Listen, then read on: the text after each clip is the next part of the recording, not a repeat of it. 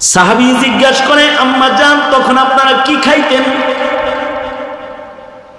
উম্মুল মুমিনিন বলে, কখনো কারোর ঘর থেকে কিছু খেজুর আসলে ভাগ করে আমি আর নবীজি খেতাম, কখনো ঘরের একটা খেজুরকে দুই ভাগ করে দুজনে খেতাম, আবার কখনো কখনো শুধুই মাত্র পানি ছাড়া খাবার অন্য আর কিছু ঘরে ছিল না, তো পানি পান করে রহমতুল লিল আলামিনের ঘরে রাত্রি যাপন করতাম।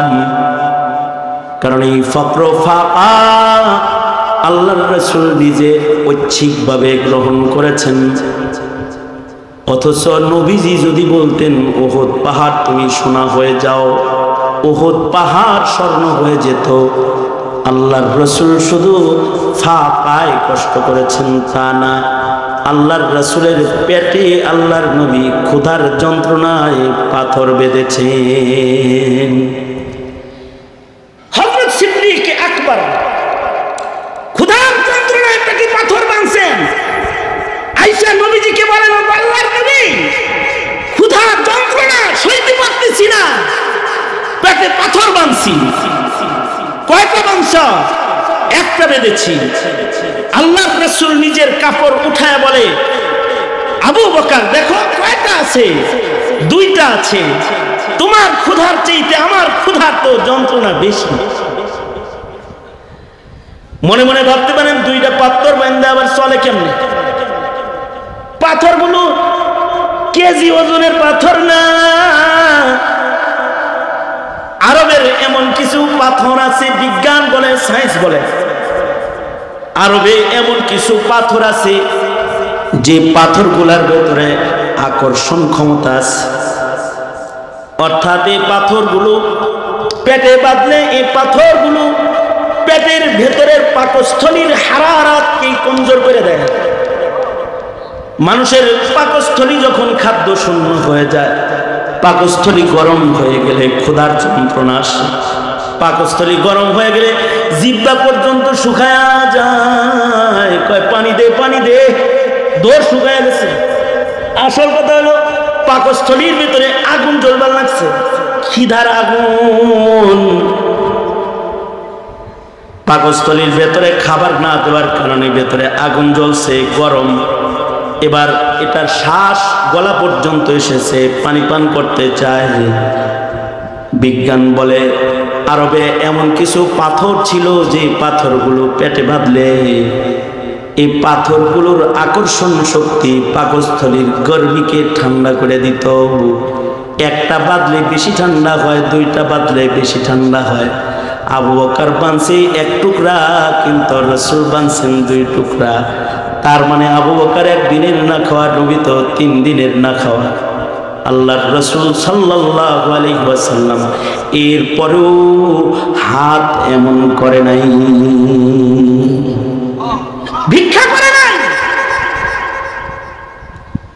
শরীয়তে ইসলামে আরো এমন কিছু জিনিস আছে যা হালাল করা হয়েছে, কিন্তু আবগাজুল হালাল তালাক, হালাল করা হয়েছে তালাককে, কিন্তু আবগাজ নিকৃষ্ট।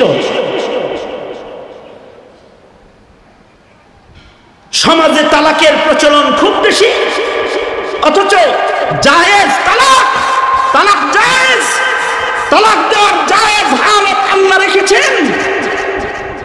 নবী 63 বছরের জীবনে আল্লাহর রাসূলের বৈবাহিক জীবনগুলো দেখলে 11 জন বউ, কিন্তু নবীর জীবনে কোনোদিন তালাক শব্দ মুখে উচ্চারণ করেন নাই বিবির দিকে। কেন দিলেন না? কেন? নবীর বিবির লোকে ঝগড়া লাগে নাই কখনো? নবীর বিবিদের সাথে নবীজির গ্যাঞ্জাম লাগে নাই? মনোমালিন্যতা হয় নাই? হৃদয় কষ্ট আসে নাই? এসেছে তো। তোমার বউয়ের মোবাইলে এক বেড়ার মেসেজ ঢুকছে, কেমনে?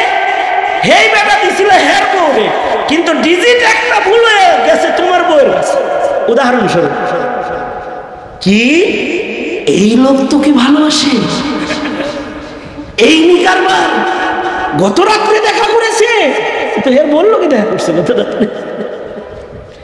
ডিজিট পুলিশে এবার যাওয়ার কথা ছিল শিউলির কাছে, এটা গেছে গা ইয়াসমিনের কাছে। বুঝাইছে? আল্লাহু আকবার, আল্লাহু আকবার, আল্লাহু আকবার। বুঝতে? আর 2 মিনিট। এই ডিজিট ভুল মেসেজ, এই মেসেজ দেখা তুমি বউরে বলছো তোর 14 গোষ্ঠী শুদ্ধ তালাক। আর মুহাম্মদুর রাসূলুল্লাহ সাল্লাল্লাহু আলাইহি ওয়াসাল্লাম 11 জন বিবি হযরত আয়েশা সিদ্দিকার সাথে নবীজির কাশমাকাশের জায়গাটা কোন জায়গায়, যে যুদ্ধের ময়দান থেকে ফেরত আসার পথে হযরত আয়েশা সিদ্দিকাকে জিনার তহমত লাগাইছে মুনাফিক, মদিনার মুনাফিক। নবী পত্নীর উপরে জিনার তহমত 4টি বিষয় নয়, যুদ্ধের ময়দান থেকে মদিনা পর্যন্ত আসতে একা একা রাস্তায় জিনার তহমত লেগেছে। একটা মাস নবীও কথা বলে না। হযরত আয়েশা সিদ্দিকারে কিছু জিগাইলো, কিছু কয় না। মা আয়েশা কিছু বল, আমি নবীর কাছে যে কিছু বলি। না মা, না বলবো না বাবা, আমার আল্লাহ বলবে, আল্লাহ বলবে, আমি বলবো না, আল্লাহ বলবে। 1 মাস পরে 10টি তাহারাতের আয়াত আল্লাহ তাআলা নাযিল করেছে। ওই দোয়া করছে, আল্লাহ পবিত্রতাটা জানান, জানাই দিছে। আল্লাহর রাসূল তালাক দেন নাই, এরকম দোয়া আল্লাহর রাসূল জীবনে কোনোদিন মানুষের কাছে হাত পাতেন নাই। তুমি আমিও কারোর কাছে হাত পাতবো না, তুমি আমি কাউরে ভয় পাবো না, ভয় পাবো একজনকে, আল্লাহকে।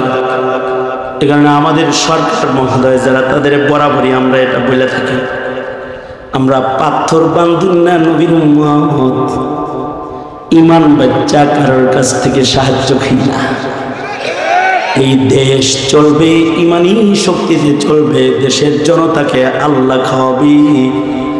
আমার দেশের ইমানদারদের ইমান মর্গেজ দিয়ে বিদেশ থেকে সাহায্য এনে আমাদের ভালো খাওয়ায়া ভোট ভিক্ষার রাজনীতি বাদ দিয়ে দাও।